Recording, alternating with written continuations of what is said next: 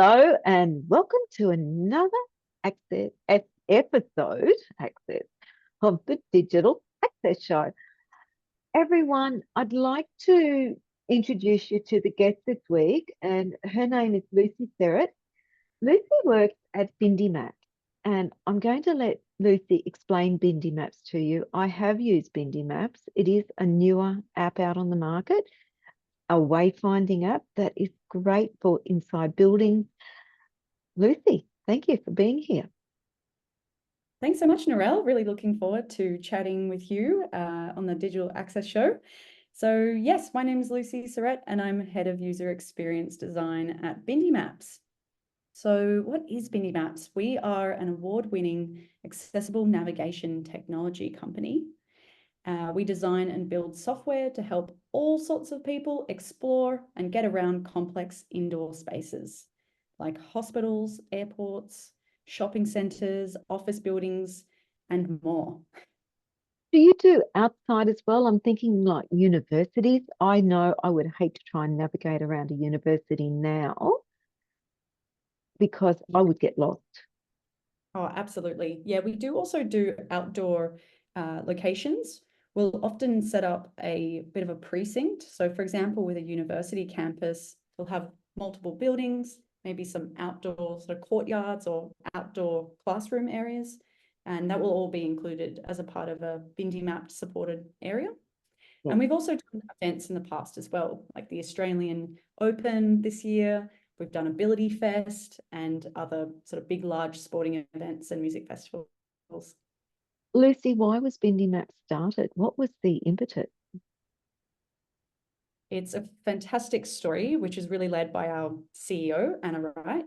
She was working as a professor at a university and was diagnosed with a eye condition, which led her to be told she was going to be blind in the next 6 months to a year.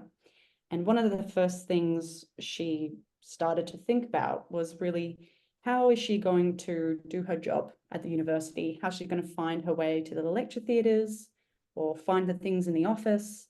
And so she started looking around if there was any sort of products out there that would help her, almost like a Google Maps for indoors. And Yep. she couldn't find anything. And so she decided to build something herself. And so that's where the sort of startup story started. About 6 years ago, Bindi Maps began. And we've evolved quite a lot since then. We have a text and audio mode, which is our legacy app in our product. But then since then, we've really expanded the product to be an inclusive navigation app for all, with a big focus on accessibility. We support people who use screen readers, as well as wheelchair routes. We also map quiet spaces. We map unisex bathrooms. It's really about enabling everyone to navigate places independently. And that's what I was going to ask, because it's a mobile phone app. Obviously, I know it because I have used Bindi Maps before. And it allows us, like using Google Maps, but for within buildings. And you're saying it's for everyone to use. It's not just for vision impaired people. It's for anyone that needs to get anywhere. Yes, that's absolutely right.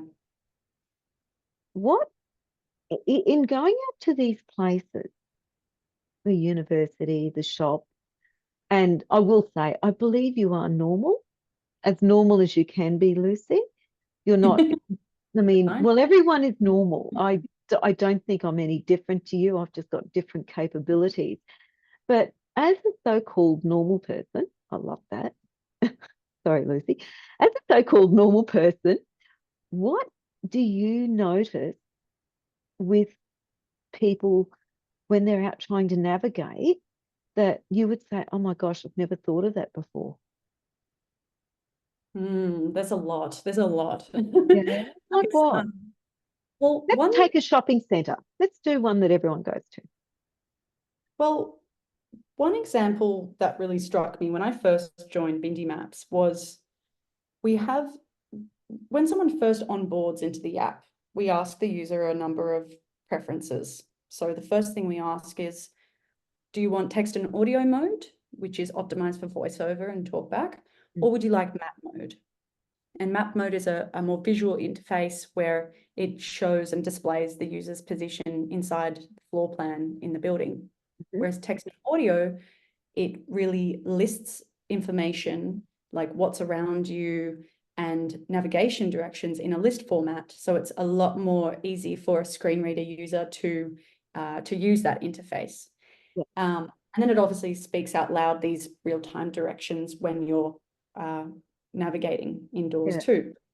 Now, the second setting that we actually ask users is, what are your direction preferences? Do you want left and right, or do you want clock face? Yeah. Now, this one really struck me because I've never really come across an app that's asked for direction preferences. And often when I'm conducting usability testing of those screens, there's a camp of people who are always a little bit surprised about getting a screen like that and being asked, wow, I'd never really thought about whether there were other options other than left and right and straight and behind. But what I've recognized is that the people who do prefer clock face are really delighted about being asked that up front. Either they were, learnt directions via clock face when they were a child, or perhaps they find the clock a much easier mechanism to understand directions. But this particular customization, it just helps speak in the language of the user. And I think that can really help with usability and accessibility when trying to navigate all sorts of places, whether it's a shopping center, an office building. Being spoken to in the language that you prefer is one of the essential building blocks of accessibility and usability. Yeah. I think I know for me, one of my stresses when I'm trying to get around somewhere, I use Google Maps all the time. And obviously, where I live, Bindi Maps is not here yet. It will happen. I know it will come. However, I get really, even using Google Maps, the amount of information that's given to me, it can be overwhelming. And the only way I can describe it, say you walk into Kmart, excuse me, you walk into Kmart and everything is right in front of you. You've got this huge wall, and every product that Kmart sells is in front of you. And for me, listening to that, that is really confusing. How do you, to ensure accessibility and bring down that level of confusion and frustration, how do you manage that using an app? Yeah, it's a great question. And we've done quite a bit of research and testing on this, because if you think about a building, like obviously you're referring to Kmart, which has, Yeah. extensive lists of products inside Mm. it. But then if we think about a building where maybe Kmart is merely one store in this massive building, and we've got a range of different things from shops that have different levels of categories, as well as bathrooms that also have different categories, whether Yeah. it's male or female or accessible. We have things like seating areas and defibrillators and fire extinguishers. Like, we really do go above and beyond in terms of mapping these essential things that people would be looking for in a Yeah. building. And one thing that we have in the interface is categories. So when you first select a location that's been Bindi mapped, you will have a whole list of categories. And for some locations, this list can be quite extensive, and it's basically a way to chunk down these different spaces in a meaningful way. Yeah. Now, we have another feature called featured categories, which is really where we take some of those really popular categories that people are often looking for in a space. Think of your entrances and exits, your Yep. bath, reception areas. Oh, yep.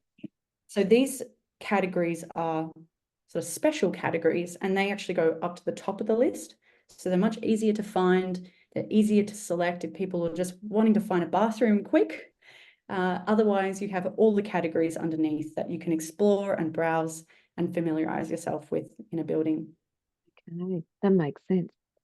So, from a digital accessibility point of view, what is the problem that Bindi Maps is solving for people? We are fundamentally giving people a choice to navigate independently.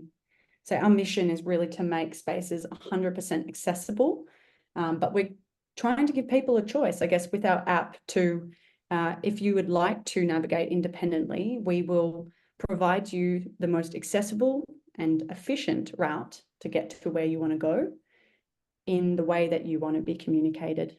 And when we think of accessibility, we're really thinking about, you know, whatever those assistive technologies that you might be using to use your device, whether it's voiceover and talkback, whether it's dynamic type, you know, enlarged fonts, whether it's inverted colors. We do a lot of extensive testing on our app to ensure that it will be responsive to how people use their mobile phones. But yeah, really, we're trying to get people to move independently and use this app as a navigation tool. It's not a mobility tool. That's something we often have to tell people. We're not trying to replace guide dogs and canes. We are a navigation device that can help you get from A to B. How, I know you're actually in Budapest airport. I actually cracked up laughing when I heard that one. I thought you're Pretty in grounded. Budapest, but you're not in Australia, an We're Australian back airport. I know you're working on it. Um, for people, well, what are three takeaways that you would say to people in navigating? Well, I suppose the question before that, does Bindi Map, will it work with all the other maps, like your Google Maps and your Apple and, you know, the other tools that we have to use to navigate? Yeah, absolutely. So Bindi Maps is fundamentally positioned as an app that you can use when you cross that threshold. Yeah. So from testing, we recognize that people use a whole range of navigation apps. Mm. In fact, we ran a recent survey that discovered that people with a vision impairment who use smartphones, 95% of them use a navigation app on their device. And in fact, not just one, but on average, 3 navigation apps. So, and this ranges from Google Maps, Apple Maps, camera-based navigation apps, as well as some are more specific to indoor mapping, some are more specific to outdoor navigation, some are more specific to navigating public transport.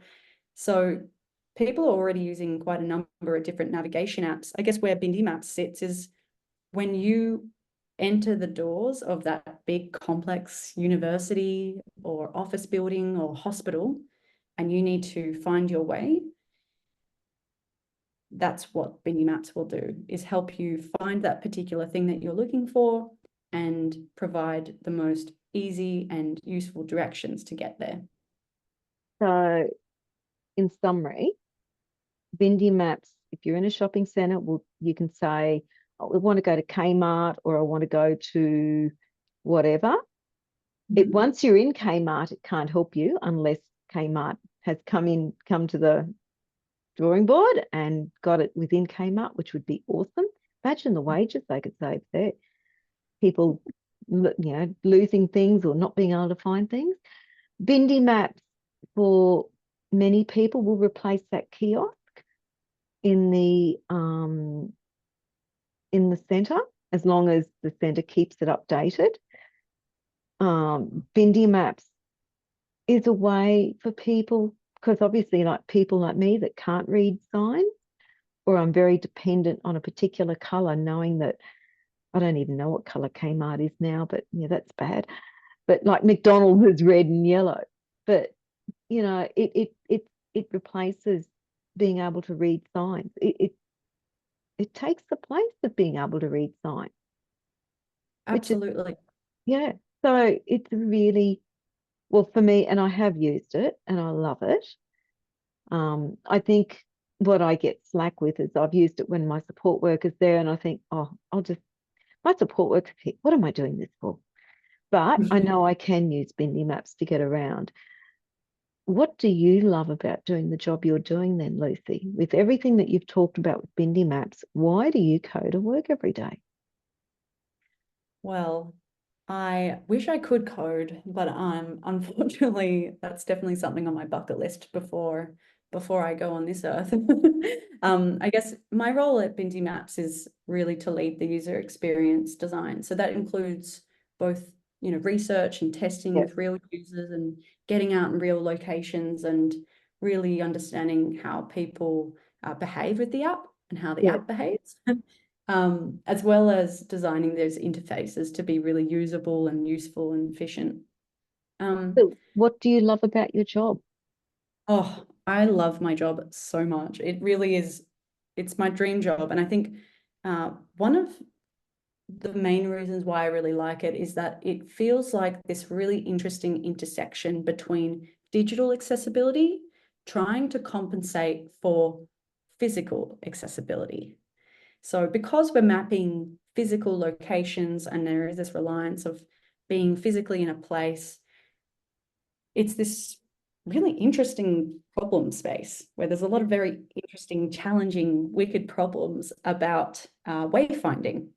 Like Yeah. even if we think about wayfinding, it's not just getting from A to B, it's knowing where you are, where you want to go, how to get there, knowing you've arrived, and then being able to find your way back.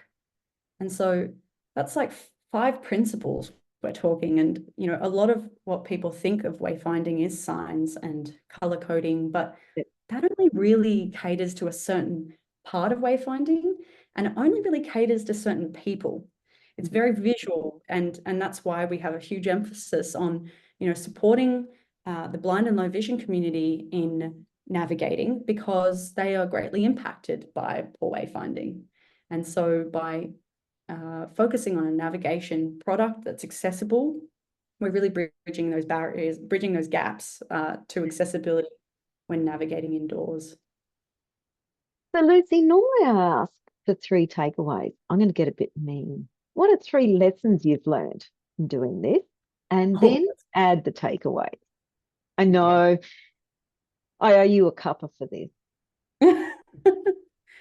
I guess 3 takeaways would be: one, don't make assumptions about what people think or do. Yeah. I love usability testing mostly for that, is that, even though we'd love to, pretend we don't make assumptions, when you put a product in front of someone and you observe how they behave and how they think about particular screens or flows, you'll be blown away because this person isn't you and they will do things differently, they will think differently. And I think assumptions are something that comes quite naturally to humans. I guess my thing is to really write as many of your assumptions down as possible and they become less dangerous. If they're in your head and they're floating around all the time, that's when they become a little bit risky. So I often will do a bit of an assumption dump and really, put them all on paper and then test them and put them into questions and actually try to get evidence and truth behind them. So one So is don't make assumptions. yeah, 2, don't make assumptions, but if you do, write them down. yep. The second takeaway is to involve users as early as in the process as possible.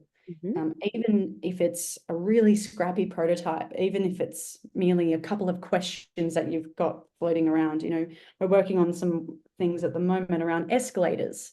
We're doing a lot of work around how to improve the escalator experience. And we've already got some, interesting things around escalators, and I'm going to be putting those into our discussion guides to sort of get as early feedback from real users as possible in that process before we build too far. So really involve your users as early as possible would be the second takeaway. The third takeaway would be to really test your product with different assistive settings. So again, reflecting on accessibility and how to make inclusive products. I've found from my experience that developers and designers don't tend to dabble too much in assistive technologies or settings as much as they should, because they do greatly impact on the interface, especially if people haven't considered those assistive settings from the start.